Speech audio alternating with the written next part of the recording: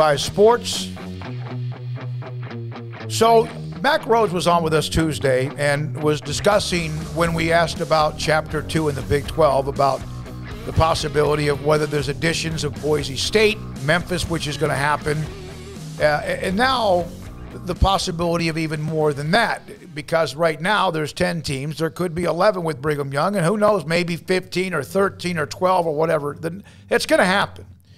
But he did mention that he didn't want to add teams just to add teams, and I got some fans of the show who are fans of Memphis that were very concerned about what they heard with Mac or of Boise State as well. He didn't say there wouldn't be a Chapter 2. He just said that he wants to make sure they check off all the boxes of Chapter 2 and not just add teams to add teams. They're not doing that. They're not going to add somebody just to get to a certain number. They're still continuing to do their due diligence. And one of the next things that has to pop is the Pac-12 television contract. If, in fact, it doesn't blow the conference off out of the water, then you might have teams in the conference start to wonder. And who knows what happens with that.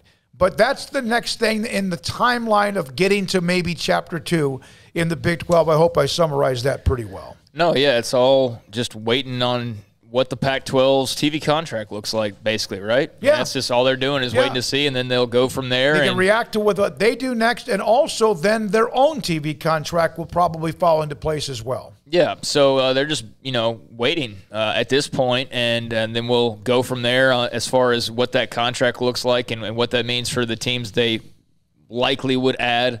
But, yeah, I think the thing that it didn't sound an alarm to me in any way, because I think we have heard enough behind the scenes to know that there is, more expansion likely, potentially, for the Big 12, just not immediately right now, but in the next few years, sure. I think we're all pretty confident in that it's not done just yet. But when he talked about like the number of teams and the scheduling problems that can create, that made me go, maybe 14 or 16 is not a number that he's very fond of. And I've said you can't go past that. Like, that would be ridiculous to go anywhere past that. But if what you said like last week, so SMU and the 3 others all join, you'd be a 16-team conference, so you'd be at your max, and yeah, there would be some scheduling issues, especially with non-football sports. But if you like the candidates and they bring something to the table, then I imagine that's the direction that they will go. But you got to see that contract the Pac-12 gets first, because like you said, if it's not a good one,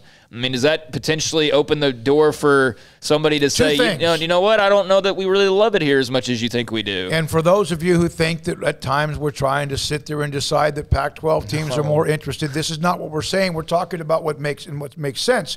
That if, in fact, for whatever reason, and it appears as if the Pac-12 is going to be taken care of, they'll be fine. But if, in fact, something changes, then, yeah, that 2 things happen. One, the Big 12 reacts to where, okay, wait a minute, if they're not going to get a lot, what about us? And then also, number 2, that could create others who are not right now interested who could be. That doesn't mean they will be, but could be. So that's why the Pac-12 TV contract is so big. And that should get done here in the next, I don't know. I mean, here's what I do know. And when we had Tony Altimore on Friday, what he validated, and the Big 12 had all that information in their own ways.